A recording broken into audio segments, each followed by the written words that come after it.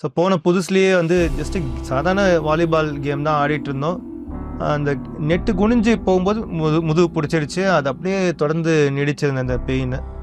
என்னதான் பண்ணாலும் அந்த பெயின் மட்டும் போகவே இல்லை. அது ரொம்ப பயந்துட்டு இருந்தேன். நான் அடுத்து எப்படி ப்ரொசீட் பண்ண போகிறேன், என்னால் முடியுமா என்னன்னு.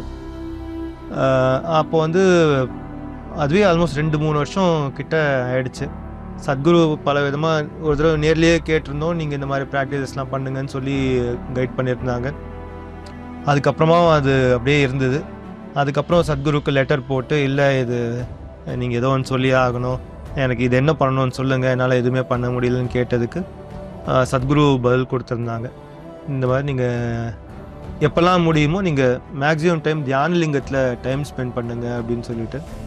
நம்ம மோஸ்ட்லி வெளியில் ட்ராவல்லே தான் கிளாஸஸ்க்கு போனால் 2 மாதம் அந்த மாதிரி கிளாஸஸ் கண்டினியூஸாக இருப்போம். ஒரு வாரம் பிரேக் ஆஷ்ரமுக்கு வந்து அந்த மாதிரி இருந்துட்டு போகிற மாதிரி சூழ்நிலை இருக்கும்.